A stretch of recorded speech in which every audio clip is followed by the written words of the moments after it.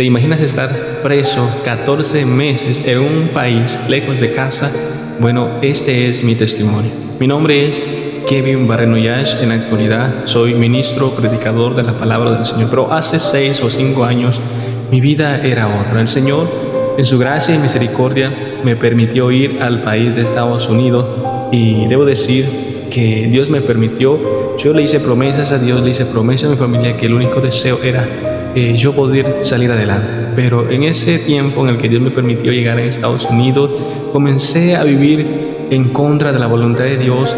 Rompí las promesas que yo le había hecho a Dios, le había hecho a mi familia. Comencé a tener malas amistades, comencé a hablar malas palabras, oraba menos, buscaba menos de Dios, y sin darme cuenta, pero voluntariamente, me aparté de Dios. Estuve apartado de Dios no mucho tiempo, quizás 6 a 8 meses, y luego me metí en problemas y terminé preso en Estados Unidos, en el estado de Georgia, en el condado de Blackshear. Estuve preso en la cárcel de Pierce County Jail. Ahí estuve preso por mi desobediencia, caí preso, y ahora sé que era la misericordia de Dios sobre mi vida, porque Dios no me hizo esas cosas malas, Dios no lo hizo venir sobre mí, sino que yo por mi desobediencia me metí en problemas, caí preso, estuve en la cárcel, pero Dios permitió que yo cayera en la cárcel o me metieran en la cárcel. ¿Por qué? Porque solamente en la cárcel yo pude perdonar a mi papá, yo pude pedir perdón a mis padres. Solamente en la cárcel, cuando comprendí que ahí las noches eran frías, que los días eran eternos, ahí comprendí qué es estar en libertad, qué es tener el privilegio de caminar en las calles, de comer la comida que uno quiere.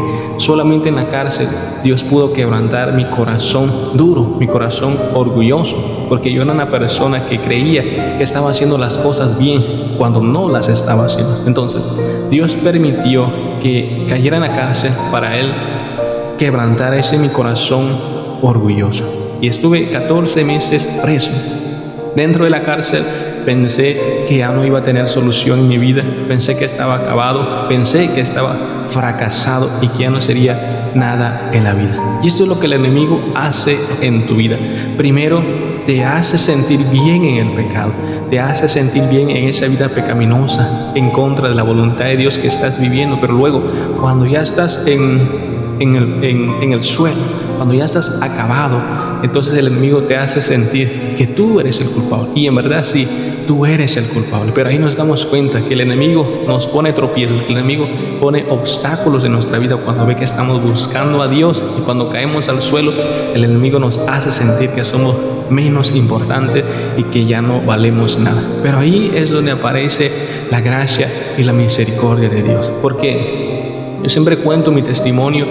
En la cárcel, tal vez tenía 5 meses en la cárcel, llegó un joven, creo que era guatemalteco, y me fue a visitar, hablaba español, me entregó una Biblia, me la regaló, y a través de la palabra de Dios, Dios hablaba a mi vida, me hacía entender en el Antiguo Testamento que estaba pasando todo eso en mi vida porque había desobedecido a Dios. Porque yo en las noches le decía a Dios, Señor, ¿por qué permites que me pase esto? ¿Por qué no me ayudas? ¿Por qué no me respondes?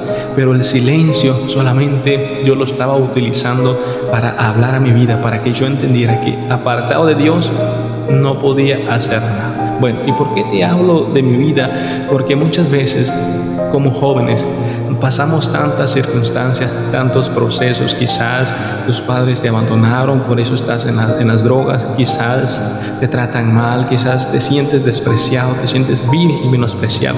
Pero quiero decirte que la palabra de Dios dice, de lo más vil y de lo que el mundo desprecia, es lo que levanta a Dios para avergonzar lo sabio, para avergonzar lo que se cree que es algo, pero no lo es. Y aquí me ves, el día de hoy predico la palabra del Señor por la gracia de Él. Y yo quiero enviar este mensaje a través de este video a todos los jóvenes, a todas las personas que creen que su vida está acabada. Hoy quiero decir, si Dios pudo cambiar mi vida, si Dios pudo transformar mi vida, si Dios pudo cambiarme de hace 6 años, era ese jovencito rebelde, orgulloso, a en este momento ser ministro, predicador de la palabra del Señor.